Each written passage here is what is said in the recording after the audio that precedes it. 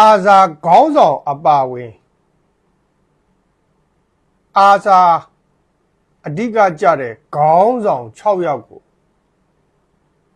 ဘင်္ဂလားဒေ့ရှ်အစိုးရကဖမ်းဆီးလိုက်ပြီဗျာနော်အာဇာခေါင်းဆောင်အပါဝင်အာဇာအဖွဲ့မှာအဓိကကြတဲ့ခေါင်းဆောင်6ယောက်ပြီးတော့သူတို့ရဲ့အမျိုးသမီး3ယောက်ကလေး1ယောက်စုစုပေါင်း10ယောက်ကိုဘင်္ဂလားဒေ့ရှ်အစိုးရကဖမ်းဆီးလိုက်တယ်ဗျာဒါတကယ့်ကိုသတင်းကောင်းပဲနော်ဘလောက်တောင်သတင်းကောင်းလဲဆိုပိုးဆိုးပတ်ဆက်ကိုကောင်းတဲ့သတင်းကောင်းတစ်ခုပဲဗျာနော်အာဇာခေါင်းဆောင်အာတာအုံလာတဲ့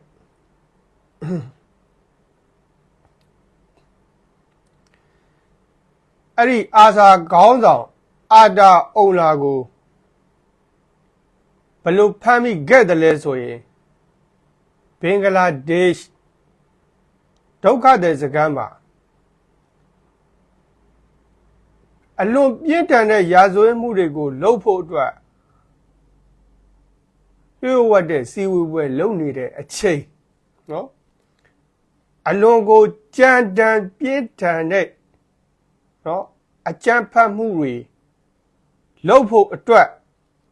အာဇာခေါင်းဆောင်တွေကဘင်္ဂလားဒေ့ရှ်ဒုက္ခသည်စခန်းမှာပြုဝတ်တဲ့စီဝေပွဲတစ်ခုလုပ်နေတဲ့အချိန်အဲ့ဒီအချိန်မှာဘင်္ဂလားဒေ့ရှ်အစိုးရကလက်ရဖမ်းဆီးနိုင်ခဲ့တာဗျာနော်ဘာကြောင့်ဖမ်းဆီးခဲ့တယ်လဲဆိုရင်တဲ့အာဇာအဖွဲ့က2019ကနေပြီးတော့ဒီကနေ့2025အထိလူတတ်မှုလူမှောင်ခိုကူးမှုပြန်ပွေးဆွဲမှုလူကုန်ကူးမှုငွေညှစ်မှုရာဇဝတ်မှုတွေအများကြီးကိုလုပ်ခဲ့တယ်တဲ့နော်ရာဇဝတ်မှုတွေအများကြီးကိုလုပ်ခဲ့တယ်ပြီးတော့ဒီရိုဟင်ဂျာဒုက္ခသည်တွေကိုမြန်မာပြည်ပြန်ပို့တာကိုအာဇာအဖွဲ့ကလုံးဝလက်မခံဘူးနော်ဘင်္ဂလားဒေ့ရှ်မှာရှိတဲ့မြန်မာပြည်ကရိုဟင်ဂျာဒုက္ခသည်တွေကိုနေရက်ပြန်မဲ့ကိစ္စနော်ပြန်ပို့မဲ့ကိစ္စကိုအာဇာအဖွဲ့ကလုံးဝလက်မခံဘူးအဲ့တော့သူကကဘာကြီးနဲ့ဆန့်ကျင်ဘက်ဟောဘင်္ဂလားဒေ့ရှ်အစိုးရနဲ့ဆန့်ကျင်ဘက်ဒါကြောင့်သူ့ကိုဖမ်းလိုက်တယ်ပေါ့ဗျာအဲ့တော့အာဇာအဖွဲ့ဆိုတာဘာလဲဖို့လိုရင်းကိုရှင်းပြပေးမယ်နော်အာဇာအဖွဲ့ဆိုတာဘာလဲပြီးတော့ဘယ်တုန်းကပေါ်လာခဲ့တာလဲဟော2018ခုနှစ်ဩဂုတ်လ25ရက်နေ့မှာမြန်မာပြည်ကရှိတဲ့နယ်ကြားဆောက်ကင်းစခန်းနော်နယ်ကြားဆောက်ကင်းစခန်း30နီးပါးကိုအာဇာအဖွဲ့ကအကြမ်းဖက်ဝင်ရောက်တိုက်ခိုက်ခဲ့တယ်ပေါ့နော်ဒါ2018ခုနှစ်မှာပြဿနာအစ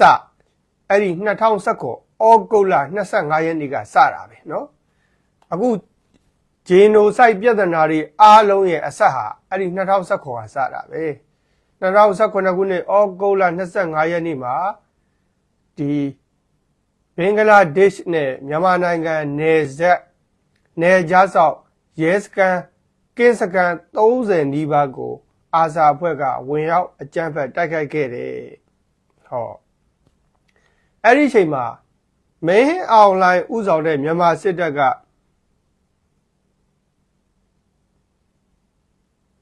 အာဇာအဖွဲ့ကိုနှိမ်နင်းရေးနယ်မြေရှင်းလင်းရေးဆိုတဲ့ခေါင်းစဉ်နဲ့စတင်ပြီးတော့ဂျီနိုဆိုက်တွေကိုကျွလွန်ခဲ့တယ်ပေါ့နော်ဂျီနိုဆိုက်တွေကိုကျွလွန်ခဲ့တယ်အဲ့ဒီမှာတန်းနဲ့ချီတဲ့ရိုဟင်ဂျာတွေဘင်္ဂလားဒေ့ရှ်ကိုထွက်ပြေးခဲ့ရတယ်တန်းနဲ့ချီတဲ့ရိုဟင်ဂျာတွေဘင်္ဂလားဒေ့ရှ်ကိုထွက်ပြေးခဲ့ရတယ်ပေါ့နော်သူကစစ်တပ်ကအခုတောင်ကြည့်ပါလားရခိုင်မှန်အေးအေးဆိုပြီးတော့လူမျိုးရေးအမုန်းတရားတွေနဲ့တက်တယ်ဖြတ်တယ်ဖမ်းဆီးတယ် ချင်းမှန်ရင်ချင်းဒေါ်လာရေးလက်နက်ကင်ဆိုပြီးဆွဆွဲပြီးတော့ချင်းလူမျိုးမှန်သမျှအကုန်ဖမ်းတယ်နော်ဒါစစ်တပ်ရဲ့လုပ်ရက်တွေကိုပြောတာပါအဲ့ဒီ2019တော့ကလည်းပဲအဓိကမြန်မာနိုင်ငံထဲကိုဝင်ရောက်ပြီးအကြမ်းဖက်တာကအာဆာအဖွဲ့ကအကြမ်းဖက်တာအဲ့ဒါကိုစစ်တပ်ကဒီဘင်္ဂလီရိုဟင်ဂျာမှန်သမျှအကုန်လုံးအာဆာ AI ISO ဆိုပြီးတော့အကုန်ရှင်းတာအဲ့ဒီမှာပဲဂျီနိုဆိုက်ပြဿနာတက်တာပဲနော်အဲ့ဒီမှာပဲဂျီနိုဆိုက်ပြဿနာတက်တာအာဇာအဖွဲ့ခေါင်းဆောင်အာဒါအုံလာဟာပါကစ္စတန်နိုင်ငံသားပေါ့နော်ပါကစ္စတန်နိုင်ငံသားပါကစ္စတန်ရဲ့အာဖဂန်နစ္စတန်ရဲ့ဒီပါလက်စတိုင်းရဲ့ဒီနိုင်ငံတွေကကမ္ဘာအဆိုးရွားဆုံးအကြမ်းဖက်တွေကိုမွေးထုတ်ပေးတဲ့နိုင်ငံတွေပေါ့နော်။နောက်အီရတ်တို့အီရန်တို့ရှိပါသေးတယ်ပေါ့နော်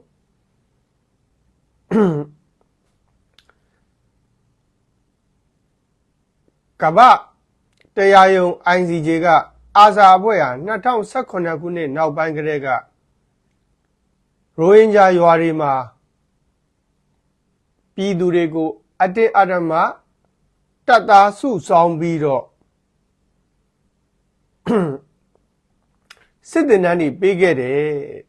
ဒါကမ္ဘာတရားရုံး ICJ ကပြောတာပေါ့နော်အာဇာအဖွဲ့ဟာပေါ်သေးသေးမဟုတ်ဘူးတဲ့2012ခုနှစ်နောက်ပိုင်းတည်းကရိုဟင်ဂျာတွေကိုတပ်သားအသစ်တွေစုဆောင်ပြီးတော့စစ်တပ်နဲ့ပေးခဲ့တယ်တဲ့အဲ့ဒီစစ်တပ်နဲ့မှာလည်းပဲ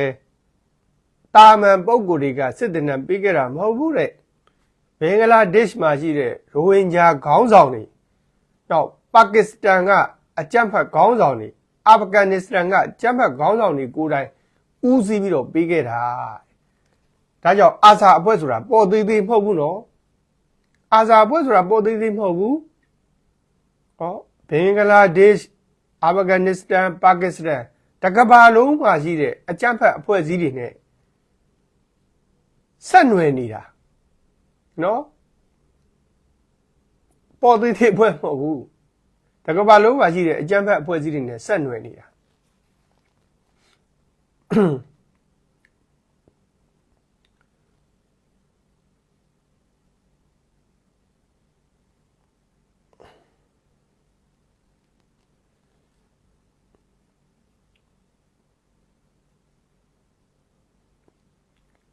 နောက်လူအခွင့်အရေးစောင့်ကြည့်နေတဲ့ 40 right အဖွဲ့ကအာဇာအဖွဲ့ဟာတဲ့ဘင်္ဂလားဒေ့ရှ်ဒုက္ခသည်စခန်းမှာရှိတဲ့ရိုဟင်ဂျာတွေကိုစစ်ရာဇဝတ်မှုတွေအများကြီးကိုကျူးလွန်ခဲ့တဲ့တပ်သေးတွေအထောက်အထားတွေ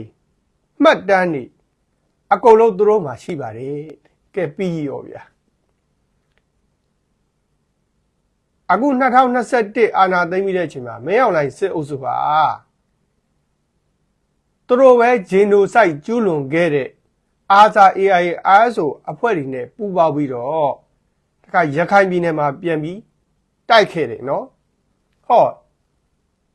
ရန်သူနဲ့ပူးပေါင်းပြီးတော့သူတို့ပြန်တိုက်ခဲ့တာနော်အဲ့ဒီတပ်တွေအဲ့ဒီမှတ်တမ်းတွေ40 right အဖွဲ့မှာရှိပါတယ်တဲ့ဒါကြောင့်မဲအောင်လိုင်းစစ်အုပ်စုတော့ပြတ်တုတ်ပြီဗျာနော်အခုအာဇာအဖွဲ့ဝင်6ယောက်ကိုဘင်္ဂလားဒေ့ရှ်အစိုးရကဖမ်းလိုက်ပြီအဲ့တော့အခုမဲအောင်လိုင်းစစ်တပ်နဲ့ပူးပေါင်းထားတဲ့တပ်တွေအထောက်ထားတွေ AAC မှာလည်းရှိတယ်နော် AAC မှာလည်းအဲ့ဒီတပ်တွေထောက်ထားအမှတ်တမ်းတွေအများကြီးရှိတယ်ဟော Rider သတင်းဌာနမှာလည်းရှိတယ်မကြာသေးခင်3လလောက်တော့က Rider သတင်းကလည်းဒါတွေကိုဖော်ထုတ်ခဲ့ပြီးသားနော်နောက်တစ်ခုက ICJ မှာလည်းရှိတယ်40 right မှာလည်းရှိတယ်အဲ့တော့မဲအောင်လိုင်းစစ်တပ်နားကားပြီတန်ရွယ်ငင်ဒဇင်ဘာတဲ့ဟိုအာဇာအဖွဲ့ဝင်6ယောက်ကဒီတိုင်းမနေဘူးသူတို့နဲ့ဆက်နွယ်ပတ်သက်နေတဲ့အဖွဲ့အစည်းတွေကိုအကုန်ဖော်ထုတ်မှာပေါ့နော်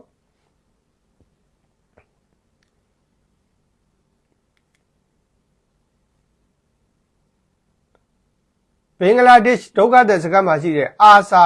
ISO ARA အပါအဝင်မူဆလင်လက်နက်ကိုင်အဖွဲ့တွေကနော်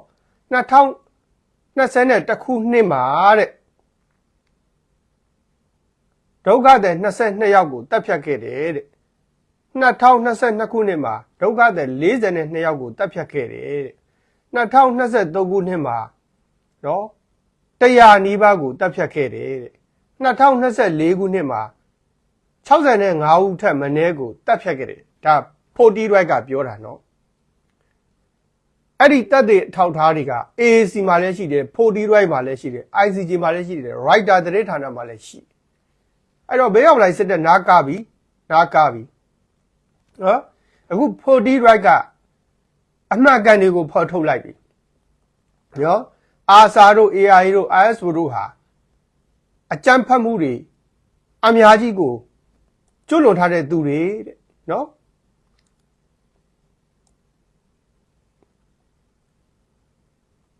အခုခေါင်းဆောင်ဖြစ်တဲ့အာတာအုံလာနဲ့အာဆာအဖွဲ့ကနော်စစ်ရာဇဝတ်မှုတွေကျွလွန်ခဲ့တဲ့အပြင်ကိုမှမွေးရည်ဆေးတွေအများကြီးကိုလည်းရောင်းဝယ်ဖောက်ကားခဲ့တယ်။သွားပြီဘိုးတို့မိဘပြည်သူတွေမှတ်မိသလားမသိဘူး။အာရကတက်တော်အေးကမောင်းတော့ကိုတိမ့်ပြီးတော့မွေးရည်ဆေးဝါးတွေပါအများကြီးတိမ့်မိတယ်လေ။နော်အများကြီးတိမ့်မိတယ်အဲ့ဒီတပ်တွေအထောက်ထားတွေဟာ AAC မှာလည်းအကုန်ရှိပြီးသားဟောအခုဒီအာဆာအဖွဲ့ဟာစစ်ရာဇဝတ်မှုတွေကျူးလွန်ရုံနဲ့မကဘူးမွေးရည်ဆေးဝါးတွေကိုပါရောင်းဝယ်ဖောက်ကားနေတဲ့အဖွဲ့ဖြစ်ပါတယ်ဆိုပြီးတော့အခုထုတ်ပြန်လိုက်တဲ့အတွက်ကြောင့်အာဆာအဖွဲ့ဟာဘယ်သူတွေနဲ့မွေးရည်ဆေးဝါးတွေကိုရောင်းဝယ်ဖောက်ကားနေရတယ်ရှင်းရှင်းလေးစစ်ကောင်စီလက်အောက်ကန်နေကြားဆောက်တွေနဲ့ပေါင်းပြီးတော့မွေးရည်ဆေးဝါးတွေကိုရောင်းဝယ်ဖောက်ကားနေတာအဲ့တော့သွားပြီပေါ့မင်းအောင်လိုင်းဥဆောင်တဲ့စစ်တဲ့သွားပြီပေါ့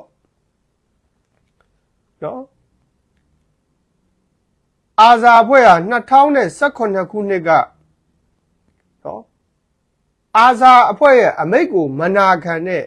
မွတ်စလင်တွေပြည်သူအများကြီးကိုတပ်ဖြတ်ခဲ့တယ်။ယာနဲ့ချီးတဲ့ဟိန္ဒူတွေအများကြီးကိုအစုလိုက်ပြုံလိုက်တပ်ဖြတ်ခဲ့တယ်တဲ့နော်အဲ့ဒါကိုဘယ်သူပြောတာလဲဆိုရင်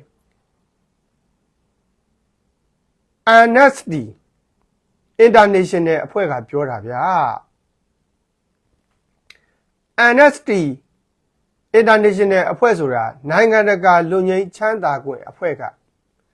အတိုးကောက်ပြောရင် AI ပေါ့နော်နိုင်ငံတကာလူငင်းချမ်းသာခွင့်အဖွဲ့ကလည်းဒီအာဇာအဖွဲ့ကပေါ်သေးသေးမဟုတ်ဘူးတဲ့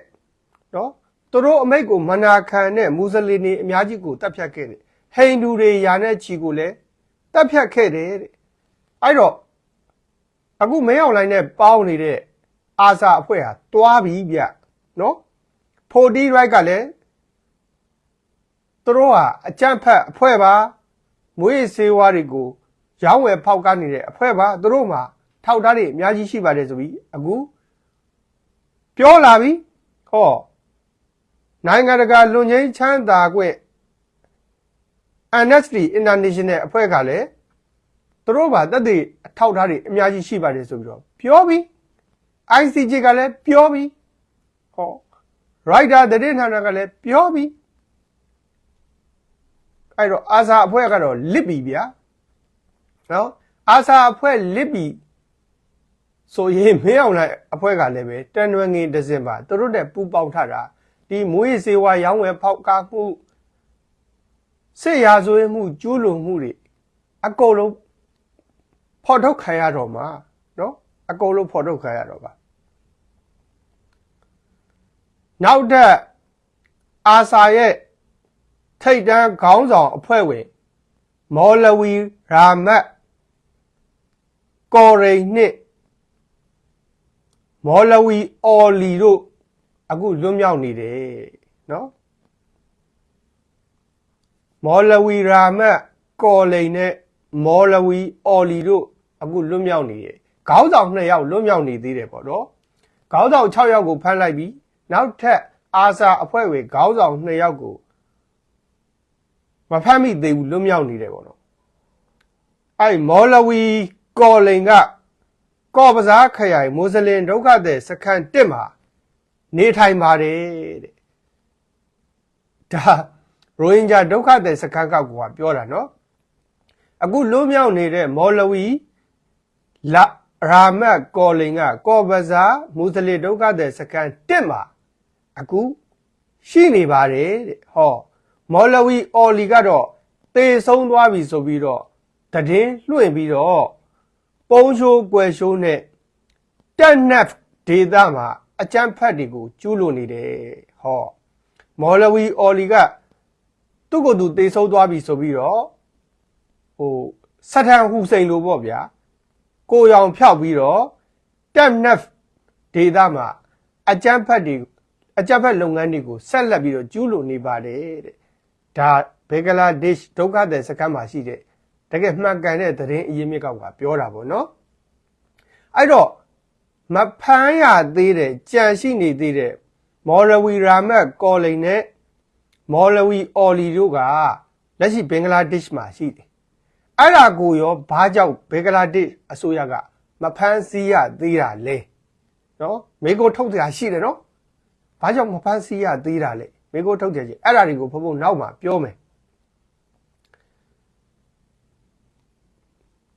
အခု40 right ကဘာပြောလဲဆိုတော့ဘင်္ဂလားဒေ့ရှ်အစိုးရဥပဒေနဲ့တရားစီရင်လုံလောက်မှာမဟုတ်ဘူးတဲ့နော်အခုဖမ်းဆီးရမိထားတဲ့အာဇာအဖွဲ့ဝင်6ယောက်ကိုအာဇာခေါင်းဆောင်6ယောက်ကိုဘင်္ဂလားဒေ့ရှ်အစိုးရရဲ့ဥပဒေနဲ့တရားစီရင်မှုဟာလုံလောက်မှာမဟုတ်ဘာကြောင့်ပြော့ညံ့တယ်လေဗျာနော်ပြော့ညံ့တယ်ဒါကြောင့်ဘင်္ဂလားဒေ့ရှ်အစိုးရရဲ့တရားဥပဒေနဲ့တရားစီရင်ရေးနဲ့လုံလောက်မှာမဟုတ်ဘူးတဲ့ဒါကြောင့်ကျူးလွန်ခံရသူတွေတရားမျှတမှုရအောင်နိုင်ငံတကာ ICJ တရားရုံးကိုလွှဲပြောင်းပေးသင့်တယ်ပေါ့နော်အခုဖမ်းဆီးရမိတဲ့ခေါင်းဆောင်6ယောက်ကိုနိုင်ငံတကာ ICJ တရားရုံးကိုလွှဲပြောင်းပေးသင့်တယ်ပေါ့နော်အဲဆိုဒီပုံကိုယ်တွေကပေါ်သေးသေးပုံကိုယ်တွေမဟုတ်ဘူးတဲ့မင်းအောင်လှိုင်ဥဆောင်တဲ့စစ်တပ်လူမျိုးပဲစစ်ရောင်စုံမှုတွေအများကြီးကိုကျူးလွန်ထားတဲ့တကက်ကပ္ပအကြမ်းဖက်ပုံကိုယ်တွေပါတဲ့ဒါကြောင့်ဘင်္ဂလားဒေ့ရှ်အစိုးရရဲ့တရားဥပဒေနဲ့မလုံလောက်ဘူးတဲ့နိုင်ငံတကာတရားခုံရုံးကိုပို့ပေးပါ ICJ ကိုပို့ပေးပါတဲ့ဒါ40 right ကတောင်းဆိုတာပေါ့နော်40 right ကတောင်းဆိုတာပေါ့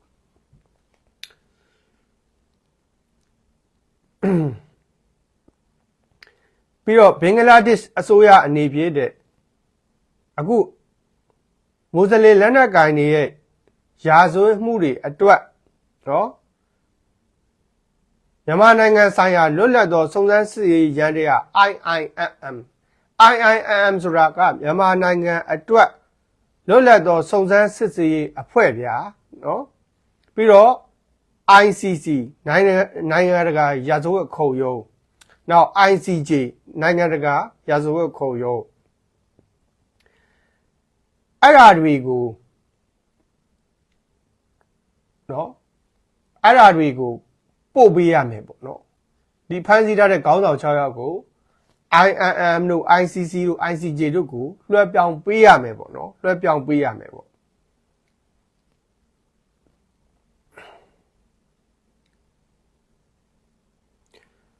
ပြီးတော့အာဇာခေါင်းဆောင်တွေကိုဖမ်းဆီးပြီးတော့ကြံတဲ့မွတ်စလင်လက်နက်ကိုင်3ဖွဲ့ကခေါင်းဆောင်တွေကိုဘာကြောင့်မဖမ်းတာလဲဟောဒါမေကွန်းထုတ်ကြတယ်ပြစ်လာပြီနော်ဘို့တို့အခုမင်းအောင်လှိုင်စစ်ကောင်စီနဲ့ပူးပေါင်းပြီးတော့ရခိုင်ပြည်နယ်ကိုဂျိုးမွေးနေတာတိုက်နေတာကအာဇာတစ်ဖွဲ့တည်းမဟုတ်ဘူး